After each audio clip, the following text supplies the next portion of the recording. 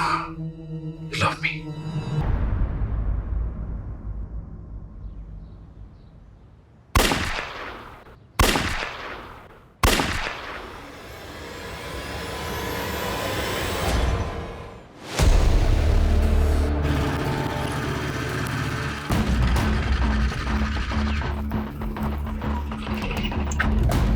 Sir पड़ोसी ने 3 gun shots की आवाज सुनी।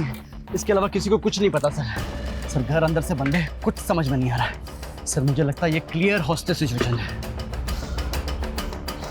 चल, घर किसका? Sir Nilofer Malik, private detective है। अभी अंदर कितने लोग हैं? सर वो तो पता नहीं, पड़ोसी ने कहा कि मियाँ बीबी अंदर गए।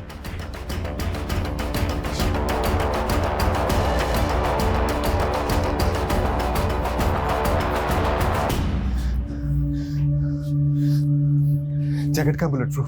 सर पता नहीं था यहाँ जरूरत पड़ेगी, लेकिन मंगवाई है। उसका टाइम नहीं है हमारे पास, इंटरलॉक तोड़ना पड़ेगा।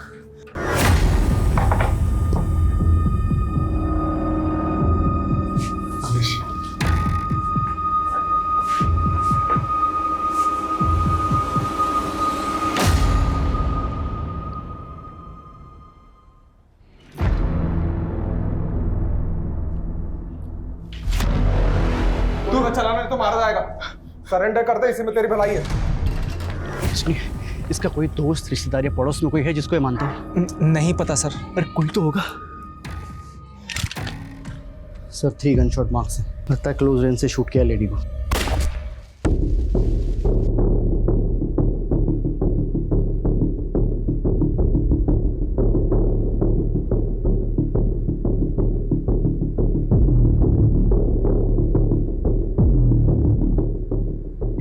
फॉरेंसिक को बुलाओ और उनको बोलो प्रीलिमिनरी रिपोर्ट जल्दी मुझे, और ये डेड बॉडीज को पोस्टमार्टम के लिए भेजो। जी सर।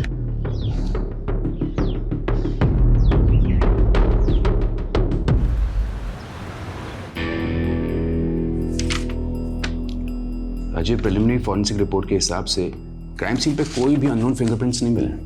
गन के ट्रिगर पे भी जो फिंगरप्रिंट है वो बलराम के है। इसका मतलब साफ है कि बलराम ने नीलोफर को शूट किया and then he shot himself.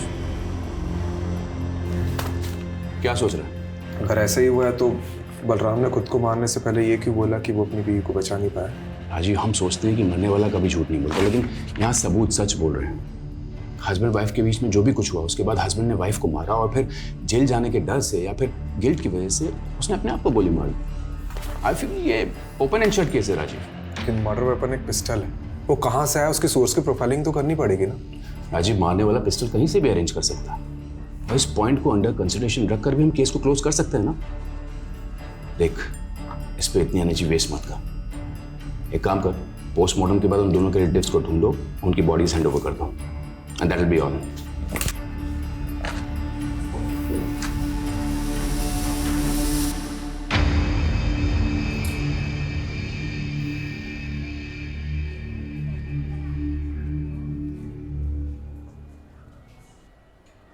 Sir वो नीलोफर के घर में किसी भी तरह की फोर्स एंट्री एग्जिट के साइन नहीं मिले हैं। और सर किसी ने भी ये नीलोफर और बलराम के अलावा किसी तीसरे को नहीं देखा। ये बलराम और नीलोफर के रिश्तेदारों को पता चला? नहीं सर, लेकिन इतना पता चला है कि जो नीलोफर है ना, ये NRI थी और इंडिया में तो इसके कोई भी रिलेटिव नहीं थे। और सर हाँ, यहाँ पर इसके डिटेक्टिव एजेंसी है और इसका एक असिस्टेंट है गोल्डी। और बलराम? सर बलराम को तो यहाँ के लोग पिछले 1 साल से ही जानते हैं, क्योंकि ये बलराम ने नीलोफर के साथ पिछले 1 साल पहले ही शादी की थी और नीलोफर के घर में ही रहना था। बाकी की फॉर्मेलिटीज लोकल पुलिस कर लेगी। रस्तोगी जी, अपने पुराने केस में लगते हैं।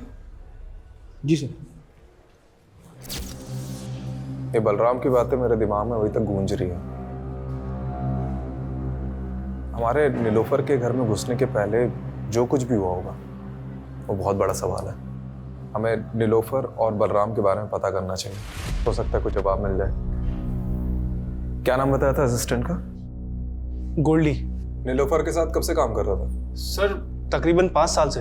हमने सुना नीलोफर NRI थी। हाँ सर, अमेरिका से। एक्चुअली उन्होंने वहाँ पे एक डिटेक्टिव के साथ काम किया था। अपने पेरेंट्स की डेथ के बाद वो इंडिया आ गई थी और उन्होंने अपनी एजेंसी यहीं खोल ली थी। और ये बलराम, इसके बारे में क्या क्या जानते हैं? सर बलराम सर मस्त किस्म के इंसान थे और वो अपने आप को आज़ाद मुसाफिर कहते थे। तो मुसाफिरों के ठिकाने भी तो होते हैं, कहाँ का रहने वाला था ये? सर हरियाणा में किसी जगह के थे। और काम क्या करता था? सर वो हमारी एजेंसी में काम करते थे। वो बलराम डिटेक्टिव था? सर वैसे तो वो एनआरपीएफ में थे। एक्चुअली नीलोफर मैम को अपना काम एक्सपेंड करना था और वो उसके लिए एक ऐसा इंसान चाहती थी जो जोखिम उठा सके। अब सर एक्स सर्विसमैन से बेस्ट तो कौन ही होगा, इसीलिए उन्होंने बलराम सर को अपॉइंट किया। लेकिन क्या इंस्ट्रक्शन दिया था तुमको बलराम? जोशी का पीछा करना था ना, और तुम उसी के साथ हाथापाई करके आ गए। अरे पीछे ही कर रहा था मैं जोशी की कार का। उसने अचानक कार में ब्रेक मारी, मेरी बाइक टकरा गई। साले की बैकलाइट क्या फूटी, थप्पड़ मार दिया उसने मुझे, तो मैं क्या करता? अरे तुम्हारी इसी बेवकूफी की वजह से जोशी को पता चल गया कि मेरा क्लाइंट उसकी जासूसी करा रहा है। तुम छोड़ो ये जासूसी, एक बाउंसर की नौकरी ढूंढ लो, वही सूट करती है तुमको। और तभी उनका प्रोफेशनल एसोसिएशन खत्म हो गया। लेकिन सर इतने डिफरेंसेस के बावजूद भी उन दोनों में प्यार हुआ, और सर पिछले ही साल उन्होंने शादी भी की थी। एक बात बता कि बलराम नीलोफर को मार सकता है? सर मुझे नहीं लगता। तो कौन मार सकता है नीलोफर को? कीर्ति, तुम्हारा होने वाला हस्बैंड एक फ्रॉड है। जेकब से ज्यादा मुझे तुम पर गुस्सा आ रहा है, और इसे ना मैं कभी भूलूंगी नहीं।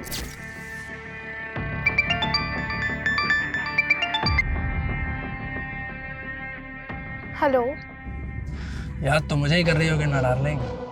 कमीने, तू हिम्मत है तो सामने आके बात कर, नंबर बदल के कॉल मत कर। अरे हम जरूर मिलेंगे। मैं भी उन मोमेंट्स को भूल नहीं पा रहा हूँ जब हम शादी से पहले एक हो गए थे।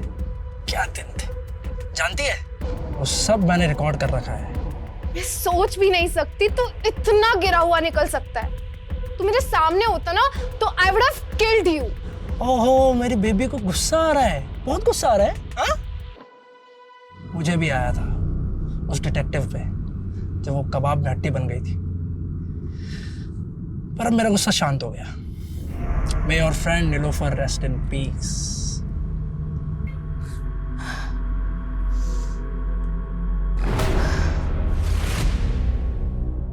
क्या वो डॉक्टर आपने अचानक बुला लिया? जी, ये मार्क देखिए, नीलोफर के ब्लड में पाया गया है, और इसी की वजह से नीलोफर शायद कॉन्शियस नहीं रही होगी और उसका रेप किया होगा। तो ये रेपिस्ट का डीएनए क्या बलराम के डीएनए से मैच करता है? नीलोफर की बॉडी पे रेपिस्ट का डीएनए मिला ही नहीं। शायद रेपिस्ट ने कॉन्डोम यूज किया हो। सर ये नीलोफर के घर से हमें ना सिरिंज मिली है ना मिला है, तो क्या ये सब बलराम ने गायब किया होगा? देखो, ये नए डेवलपमेंट के हिसाब से ये थ्योरी बनती है कि बलराम ने पहले अपनी बीवी को देकर बेहोश किया। ये बलराम अपनी बीवी से इतनी नफरत करता होगा क्या? यही बात तो समझ में नहीं आ रही सर, उन दोनों के बीच में प्यार था भी या नहीं। देखा, ये ओपन एंड शट केस कैसे बूम करके बैठा है। चलो इस पॉइंट को कंसिडर करते हैं कि नीलोफर का रेप किसी ने तो किया है, क्योंकि अभी तक ये माना नहीं जा सकता कि बलराम ने ही उसका रेप किया, और ये भी हम नहीं मान सकते कि बलराम ने नीलोफर का मर्डर किया, क्योंकि जो आदमी खुद को मारने के पहले ये बोल रहा था कि अपनी बीवी को नहीं बचा पाया, वो अपनी बीवी को मार कैसे सकता है? चलो एक मिनट के लिए हम ये मान लेते हैं कि उस घर में उन दोनों के अलावा कोई तीसरा आदमी भी मौजूद था, तो क्यों बलराम ने उस तीसरे आदमी के बारे में हमें कुछ भी नहीं बताया और सुसाइड कर लिया? और अगर उस किलर के एंगल से सोचते भी हैं तो उसने पहले नीलोफर का रेप किया और फिर मर्डर कर दिया, तो फिर आई विटनेस बलराम को जिंदा क्यों छोड़ दिया? इसलिए मैं बलराम को रूल आउट नहीं कर रहा हूँ, लेकिन एक पॉसिबिलिटी तो है कि बलराम के अलावा भी कोई और क्रिमिनल हो सकता है। यू आर राइट राजीव, इसे तो इन्वेस्टिगेट करना ही होगा। You have free hold, go ahead. सिक्के को अगर हम यहाँ से देखें तो इसका सिर्फ एक ही पहलू नजर आता है, लेकिन इस केस का सिक्का खुद उठ के कह रहा है कि इसके दो पहलू हैं। मतलब सर? मतलब रस्तोगी जी, बलराम और नीलोफर की पर्सनल लाइफ को खंगालना होगा। देखते हैं इस केस का असली कलाकार सिर्फ बलराम ही था या और कोई था जिसके पास अपना कोई मोटिव था। जिंदगी के ये लंबे लंबे सफर इंसान का सफरनामा लिखते हैं। कहीं जिंदा दिल सपने, तो कहीं मौत के अफसाने मिलते हैं।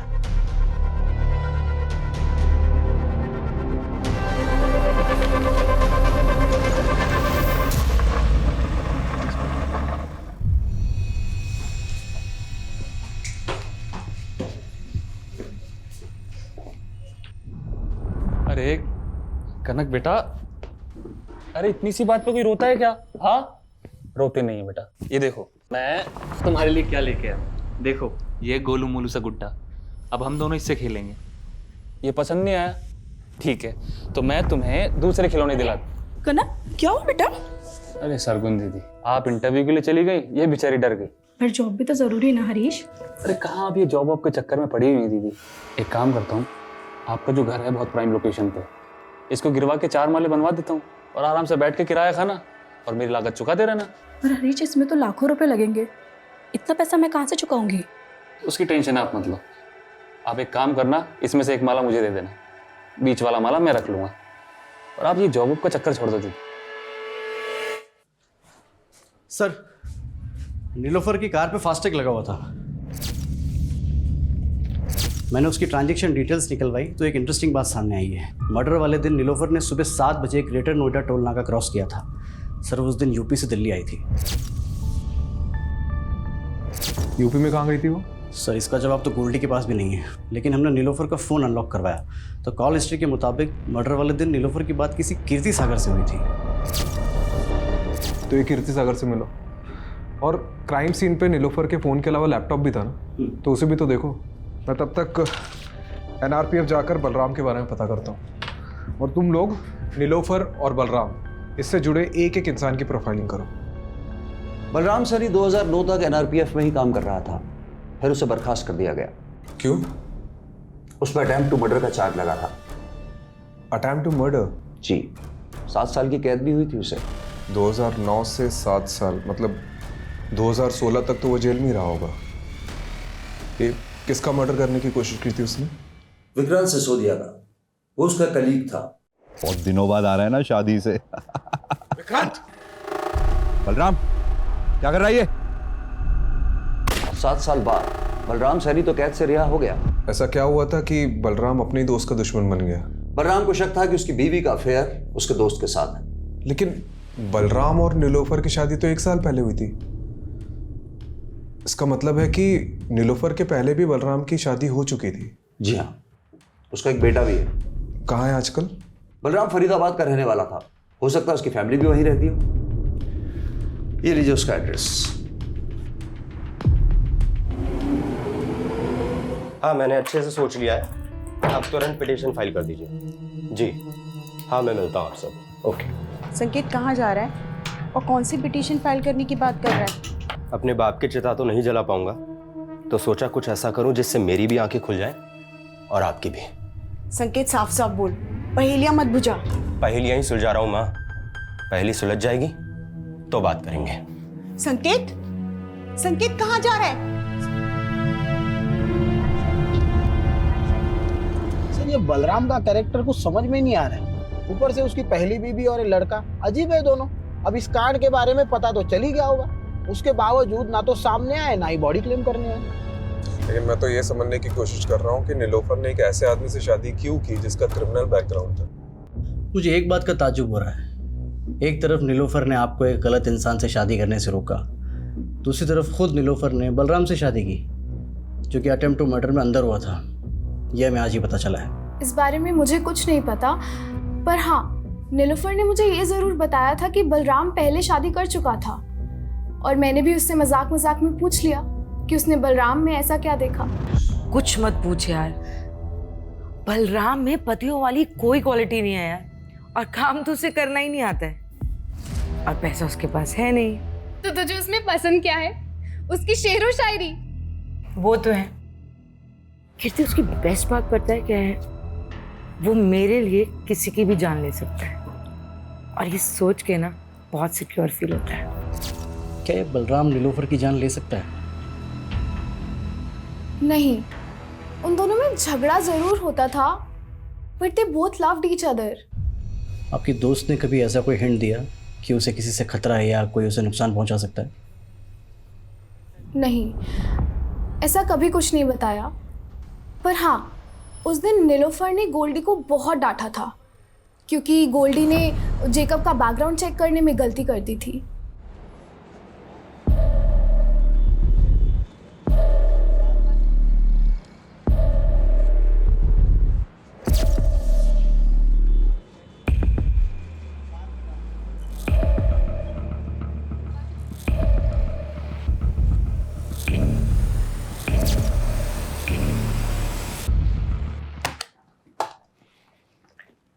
देखो संकेत, मैंने तुम्हारी ये पिटीशन तो फाइल कर दी है कि तुम्हें बलराम सैनी के साथ अपना डीएनए मैच कराने का मौका दिया जाए, पर तुम ये सब करना क्यों चाहते हो? क्योंकि उन्हें लगता था कि मेरी माँ ने उन्हें धोखा ही नहीं दिया, बल्कि मैं भी उनका बेटा नहीं। पर तुम ये सब करके अपने लिए गड्ढा खोद रहे हो। मेरा मतलब है जानबूझकर पुलिस की नज़र में सस्पेक्ट बन रहे हो। ये तो कभी प्रूफ नहीं होगा कि मैंने कोई क्राइम किया था, लेकिन डीएनए टेस्ट कराने का मेरे पास ही आखिरी मौका है। मैं चाहता हूं दुनिया को पता चले मेरा बाप सही था या मेरी माँ।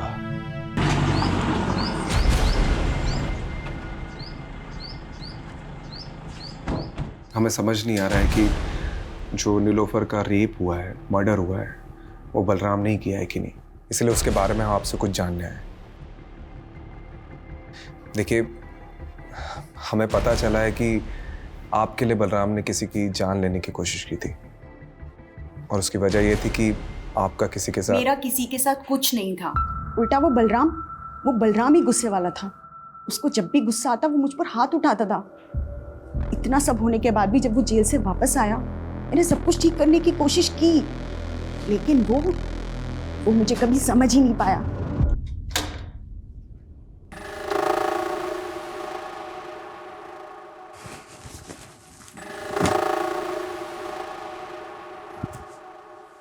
देखो, मैं यही चाहती हूँ कि हम नए सिरे से जिंदगी शुरू करें। नई जिंदगी नए सिरे से? विक्रांत के बाद कोई नया यार मिला क्या? बोलना, कोई नया यार मिला क्या? जेल जाके भी तुम्हारे दिमाग से कचरा नहीं निकला ना? अरे कैसे समझाऊं, तुम्हें गलतफहमी हुई थी। चुप, बिल्कुल चुप। मुझे कोई गलतफहमी नहीं हुई है।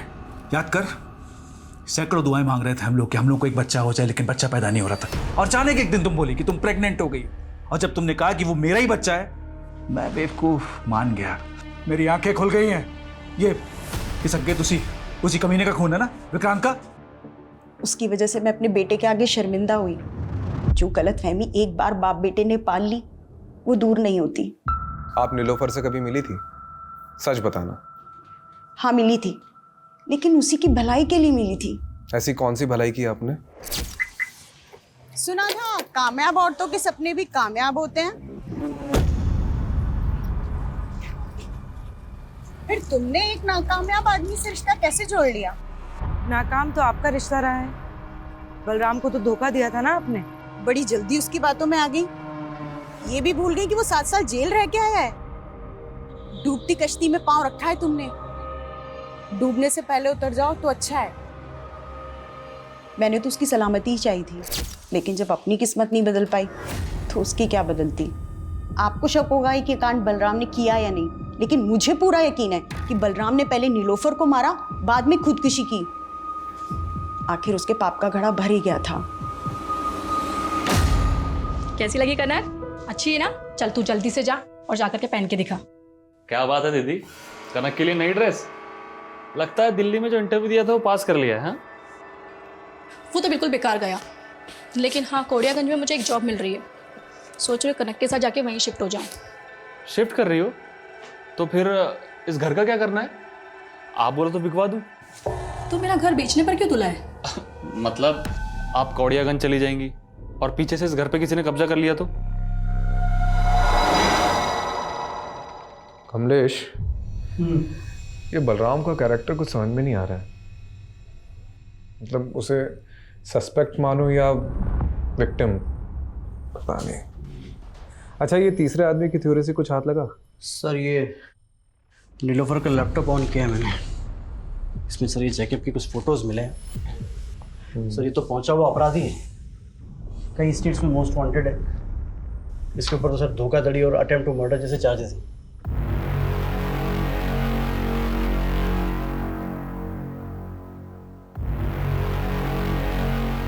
ये नीलोफर ने इसी का भांडा फोड़ा था ना? कहीं इसने तो कांड नहीं किया?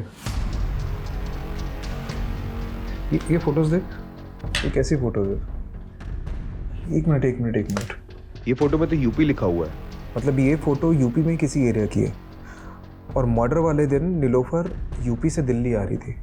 उसकी फास्टैग की ट्रांजैक्शन डिटेल्स के हिसाब से वो यूपी काफ़ी आ जा रही थी, लेकिन अभी तक ये पता नहीं चला है कि यूपी में जा कहाँ रही थी। ठीक है, इसे गोल्डी को दिखाते हैं। हो सकता है वो किसी केस में काम कर रही हो। और नीलोफर के पुराने केसेस भी चेक करो। ठीक है।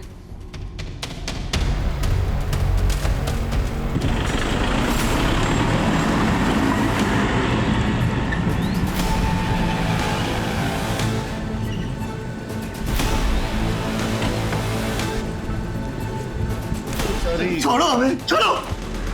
अरे मिश्रा, पहले पापा को तो पकड़ने दीजिए आपका कॉलर। अरे तुम्हारे बाप की उम्र का है मिश्रा, क्या पकड़ो पकड़ो लगा रखा है। विजेंदर, ये तुम ठीक नहीं कर रहे हो। तुम्हें और तुम्हारे बेटे को हम किडनैपिंग के चार्ज में अंदर करवा देंगे। सिर्फ किडनैपिंग? अरे मर्डर भी हो सकता है तुम्हारा। और अगर बचना चाहता है ना तो ये बता कि इस बार के रोड कॉन्ट्रैक्ट का टेंडर तुझे मिला कैसे? हमारे टेंडर में जो भाव हमने भरा उससे ठीक 1 रुपया कम तेरे टेंडर का भाव। हमारे टेंडर का भाव तुझे बताया किसने? इत्तेफाक से।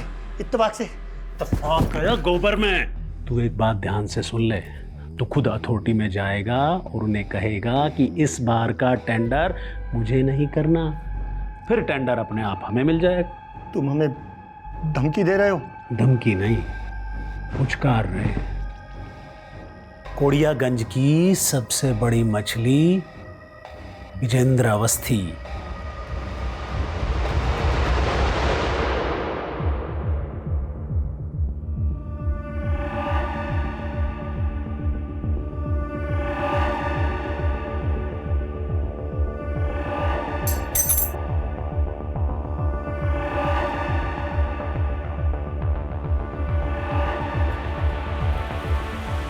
ये चाबी इस बुक में क्या कर रही है? सर वो नीलोफर मैम के घर की चाबी है।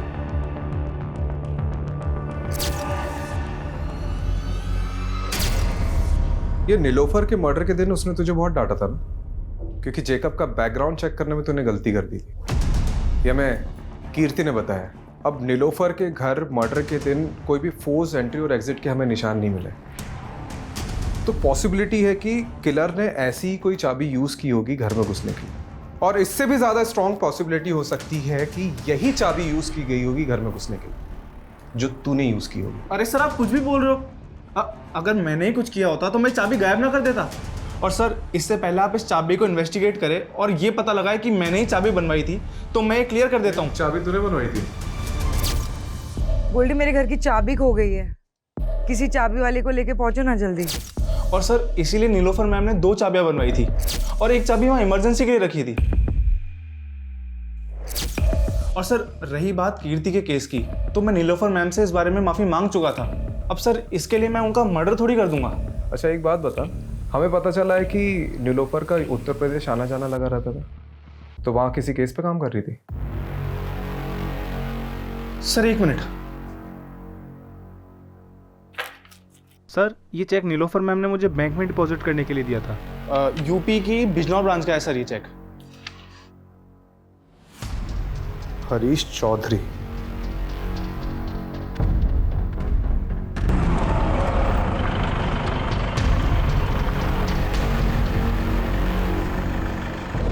सर दरअसल मैंने ही वो चेक दिए थे एडवांस नीलोफर।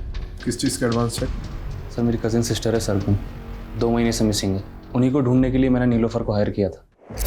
मैंने बिजनौर थाने में भी दीदी का मिसिंग केस फाइल किया था, लेकिन पुलिस कुछ कर ही नहीं रही है। हरीश तुम बिल्कुल परेशान मत हो, सरगुन को ढूंढने में मैं तुम्हारी पूरी मदद करूंगी।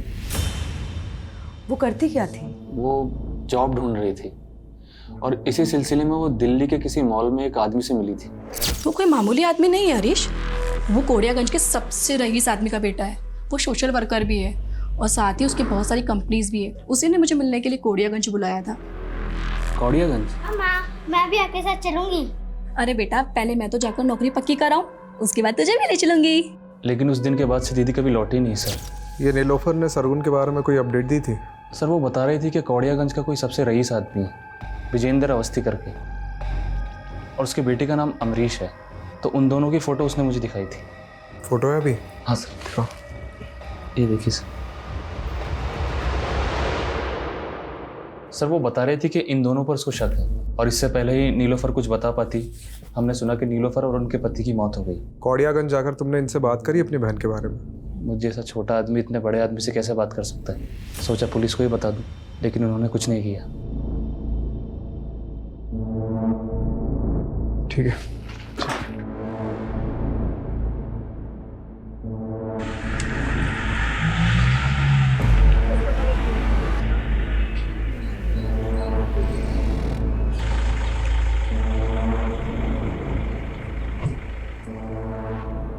अरे कौन डिटेक्टिव?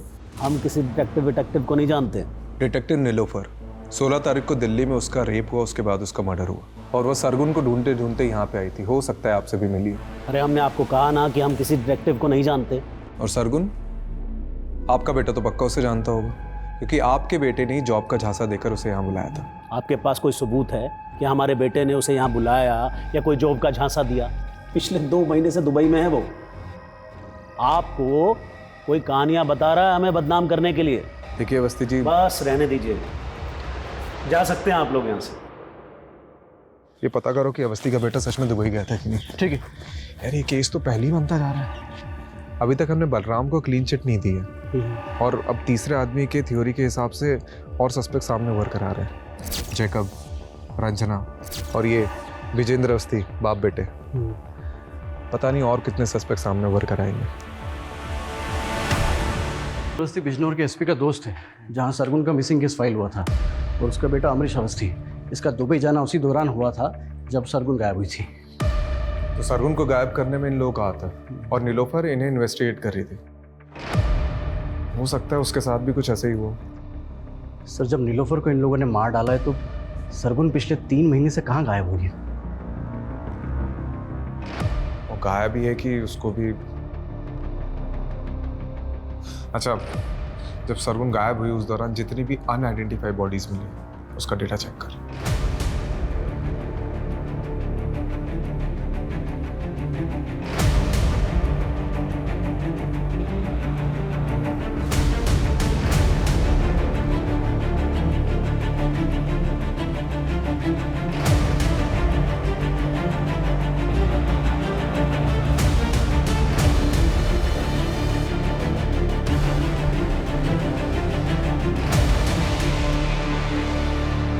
सर, 3 महीने पहले हापुड़ में एक औरत की डेड बॉडी मिली थी, जिसकी डिटेल बिल्कुल सरगुन से मिलती है। इस शहर का जायका बड़ा कमाल है। कई लोग यहाँ रोज़ाना कई लजीज सपने पकाते हैं और ये शहर सबको डकार जाता है। यहाँ फ्री कुछ भी नहीं, रिश्ते, लिबास, सोच समझ, जिस्म, जायदाद, सब कुछ महंगा है यहाँ, लेकिन मौत दाल रोटी से भी सस्ती।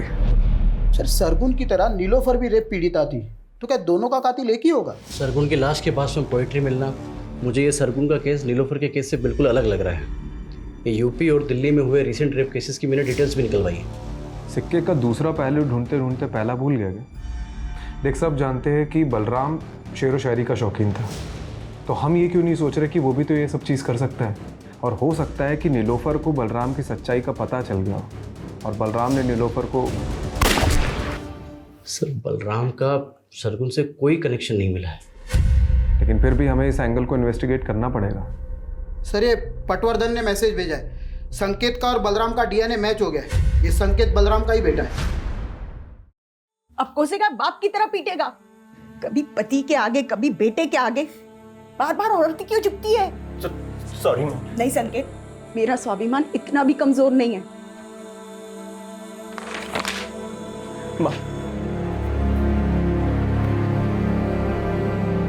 सर, मैं रेप केसेस के बारे में पता कर रहा था तो पोएट्री से जुड़ा एक और केस सामने आया है। 2 दिन पहले दादरी हाईवे पर एक लड़की की लाश मिली है, सेम मॉडस ऑपरेंडी। जिंदगी के ये लंबे लंबे सफ़र कहीं यूं ही ना गुजर जाए, आओ मिलकर एक नया समा बनाए।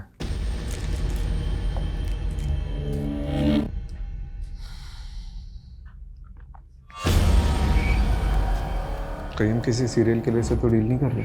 लेकिन सर, नीलोफर का केस अब भी इन दोनों केस से अलग लग रहा है।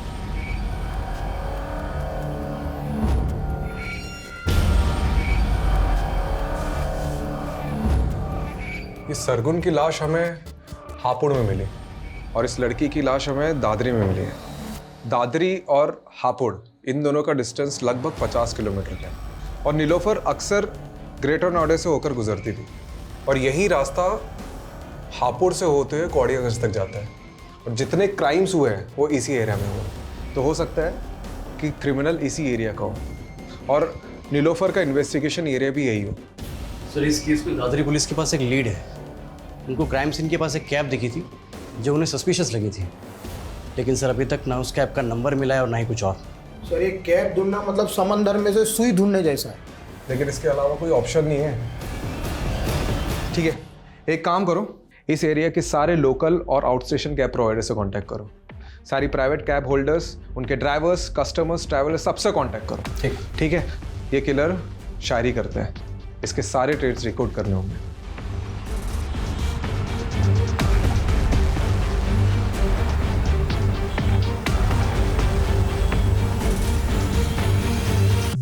सर 300 से ज़्यादा travel agents, cab service providers और सोलो कैब ड्राइवर से पूछताछ करी।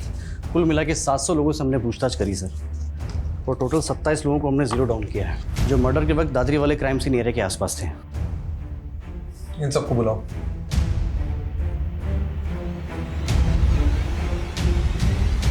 ये 16 मार्च को तो हापुड़ में था। हाँ सर। ये लड़की तेरी कैब में थी? सर मेरी कैब में बहुत सारी सवारियां बैठती हैं, अब हर किसी का चेहरा याद थोड़े ना रहेगा। 11 जून को दादरी में कहाँ पर था तू? सर दादरी में मैं हमेशा ही खिलौना फैक्ट्री में जाता हूँ सर। क्यों? रोज तुम्हारे कैब में वही सवारी बनती है क्या? सवारी? सर कैब मेरी नहीं है, मैं कैब हायर करता हूँ। अच्छा, तो कोई ऐसे कैब ड्राइवर को जानते हो जो शेरो शायरी करता है? सर ऐसा तो कोई मेरे दिमाग में नहीं आ रहा अभी। ठीक है, तुम जा सकते हो। सर एक मिनट सर, एक कैब वाला मुझे ज़रूर याद आ रहा है, क्योंकि सर उसके म्यूज़िक सिस्टम में गज़लें चल रही थी। गज़लें? वो बंदा मुझे इसलिए याद है क्योंकि वो इंग्लिश में बोलने की कोशिश कर रहा था और सर वो अपने आप को MBA करा हुआ बता रहा था। सर देखो, इनमें से कोई है क्या? इनमें से है कोई वो कैब ड्राइवर? सर ये था वो, यही सुधा सर। हाँ चमन लाल। सर इससे तो मैं अभी 2 घंटे पहले ही मिला।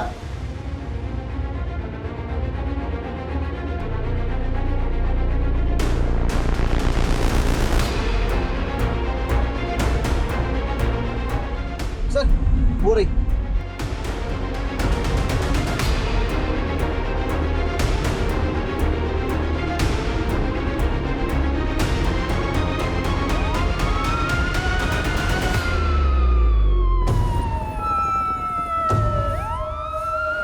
हेलो, ये हापुड़ रोड पे बैकअप भेजो फटाफट।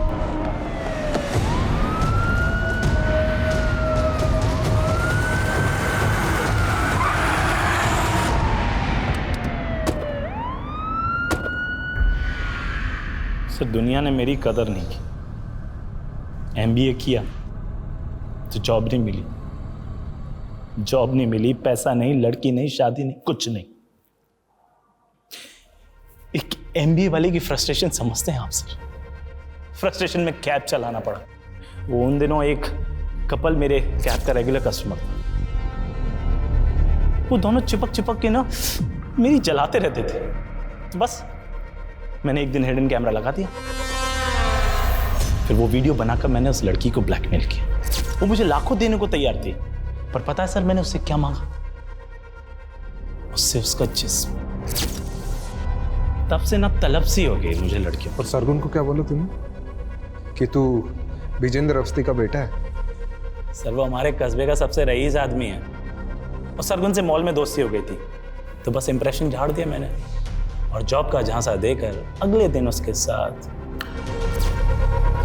फिर सारा मालूम पड़ा कि वो नीलोफर सरगुन का पता करते करते कौड़ियागंज पहुंच गई है।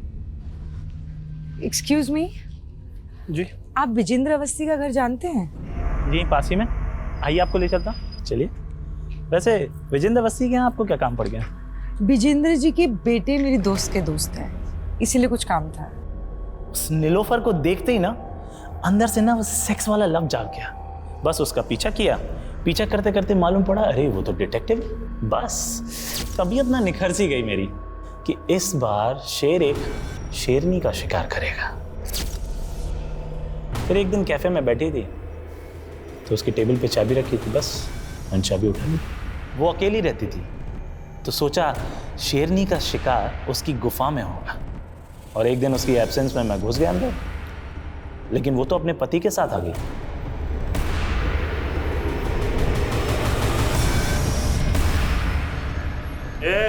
चल छोड़, कौन है? चढ़ फटाफट, इधर चल, चल, कौन है? चल, चल, चल, कौन है? चल इधर, इधर आ, इधर आ, इधर आ, वरना गोली मार दूंगा। देखो तुम्हें इधर आ, फटाफट इसका हाथ मार, बहुत बड़ा गोली मार, बांध। जल्दी बांध। क्या चाहिए तेरे को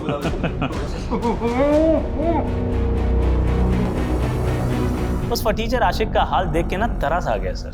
साला दिल और जुबान से शायर जैसा था, ऊपर से बोल रहा था उसको कैंसर था, मरने ही वाला था सर। तरस आ गया तो छोड़ दिया मैंने।